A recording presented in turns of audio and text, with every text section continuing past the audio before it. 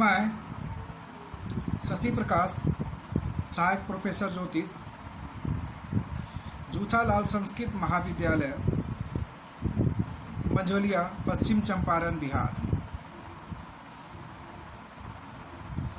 आज हम उपशास्त्रीय पुस्तक से संबंधित मुहूर्त चिंतामणि पुस्तक से संबंधित आज एक महत्वपूर्ण बिंदुओं पे चर्चा करने वाले हैं। जैसे कि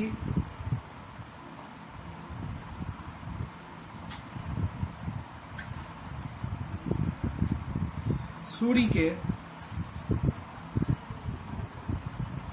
दग्ध योग के जो 4 प्रकार होते हैं उस पे आज हम चर्चा करने वाले हैं कि फर्स्ट में क्या, सेकेंड में क्या, थर्ड और फोर्थ, ये जो 4 भाग है, इस चारों पे हम लोग चर्चा करने वाले हैं।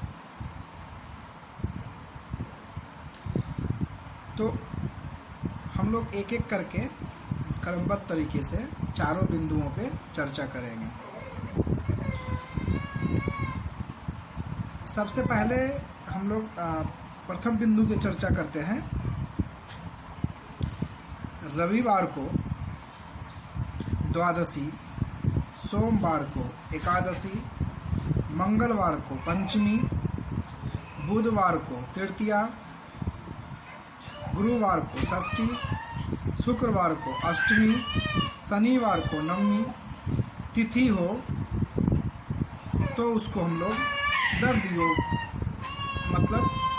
दग्ध योग होता है। ये प्रथम भाग था। मैं आपको फिर से बता दूं तो रविवार को द्वादशी, सोमवार को एकादशी, मंगलवार को पंचमी, बुधवार को तृतीया, गुरुवार को षष्ठी, शुक्रवार को अष्टमी, शनिवार को नवमी तिथि हो तो यह दग्ध योग होता है। फिर हम लोग दूसरे बिंदु पे बात करते हैं। रविवार को चतुर्थी, सोमवार को षष्ठी, मंगलवार को सप्तमी, बुधवार को द्वितीया, गुरुवार को अष्टमी, शुक्रवार को नवमी, शनिवार को सप्तमी हो तो यह विसंज्ञक होता है। मैं आपको फिर से दूसरे बिंदु पे बात करता हूँ।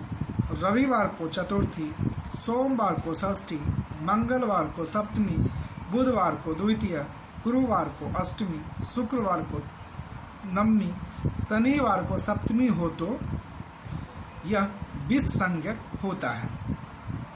अभी हमने आपको 2 बिंदुओं पे चर्चा की है। मैं आपको फिर से बता दूं, जो पहला बिंदु था, रविवार को द्वादशी, सोमवार को एकादशी, मंगलवार को पंचमी, बुधवार को तृतीया, गुरुवार को षष्ठी, शुक्रवार को अष्टमी, शनिवार को नवमी अगर तिथि हो तो यह दग्ध योग होता है। फिर दूसरे बिंदु में जो हमने आपको बात की, रविवार को चतुर्थी, सोमवार को षष्ठी, मंगलवार को सप्तमी, बुधवार को द्वितीया, गुरुवार को अष्टमी, शुक्रवार को नवमी, शनिवार को सप्तमी अगर हो तो यह विसंज्ञक होता है। तो अभी हमने आपको एक दग्ध योग जो बिंदु था उस पे हमने आपको बताया, और दूसरा बिंदु जो अभी हमने आपको बताया वो आपको विसंज्ञक के बारे में बताया। किस दिन कौन सी तिथि अगर होती है तो वो दग्ध योग होता है और फिर विसंज्ञक होता है। ये 2 बिंदुओं पे हमने अभी आपसे चर्चा की। अब हम आगे बात करते हैं।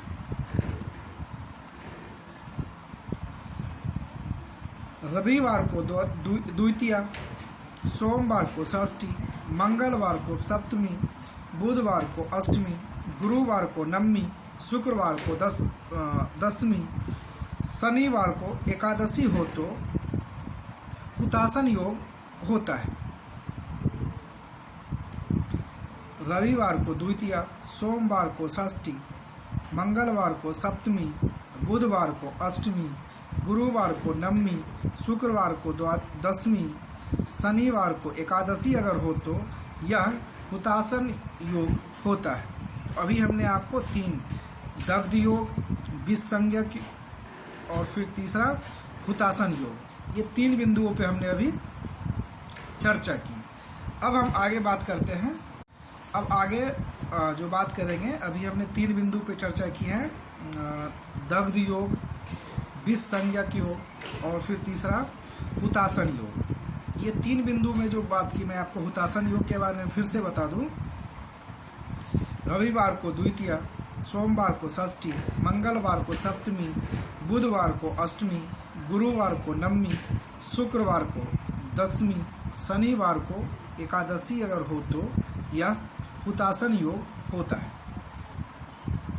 अब हम आगे बात करते हैं और फिर जो चौथा भाग है, चतुर्थ इसका जो अंश था उस पर हम लोग बात करते हैं।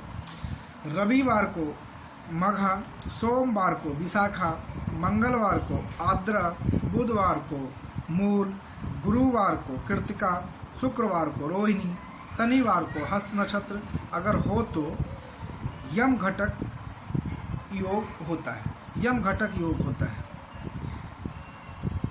मैं आपको फिर से बता दूं, रविवार को मघा, सोमवार को विशाखा, मंगलवार को आद्रा, बुधवार को मूल, गुरुवार को कृतिका, शुक्रवार को रोहिणी, शनिवार को हस्त नक्षत्र हो तो यह यमघंट योग होता है।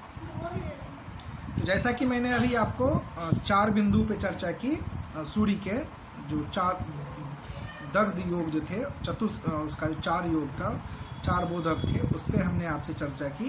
तो मैं आपको एक एक करके उसका नाम बता दूं। तो सबसे पहले हम लोग दग्ध योग की बात की थी।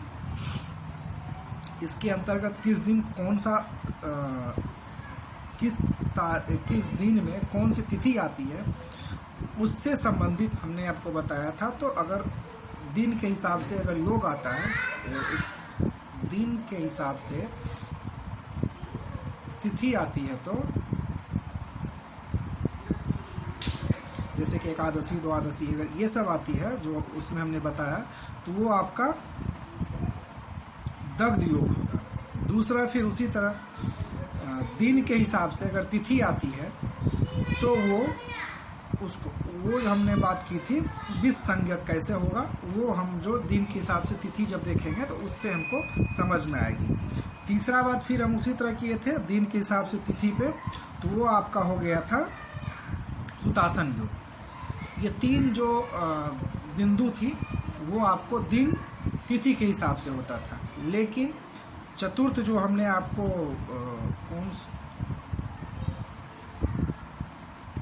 यमघंट योग के बारे में जो हमने आपसे चर्चा की, ये आपको दिन में नक्षत्र के हिसाब से, नक्षत्रों के हिसाब से आने वाले घटक को यम घटक योग कहते हैं। ये मूलभूत हमने 4 बिंदुओं पर चर्चा की। इस चारों बिंदु को अगर ध्यान में दें तो हमें बहुत सारी परेशानियों से बचा जा सकता है। ये 4 योग था। यम होता है जो सुविकार में वर्जित है, मतलब ये चारों योग जो हम लोग कहते हैं, ये किसी भी सुविकार में, इन दिन में इस तिथि के रहने से कोई भी सुविकार नहीं करना चाहिए, वर्जित है। तथा यात्रा में भी आवश्यक परित्याग करें। अगर पहला तो सुविकार को भी नहीं करें और दूसरा यात्रा भी ना करें, आपके लिए और आपके जीवन के लिए अच्छा रहेगा। तो ये जो चतुष योग के बारे में हमने आपसे आज चर्चा की, इस चतुष योग के बारे में आप पढ़ें, अध्ययन करें और इसका लाभ उठाएं, जो आपके परीक्षा से संबंधित भी है और आपके पाठ्यक्रम से भी संबंधित है। तो इन सभी बिंदुओं को ध्यान में रखते हुए ये आपको ये जानकारी दी जा रही है, बतलाया जा रहा है, ताकि आप इसका अध्ययन भी करें और आप अपने जीवन में भी इस चीज़ को उतारें, ताकि आपका भी जीवन सुखमय हो और आपका भी इसके साथ साथ आपका ज्ञान भी वृद्धि हो। और इन सभी बिंदुओं को ध्यान में रखते हुए अगर हम लोग परीक्षा को ध्यान में रखते हैं तो उसके लिए भी उपयोगी है।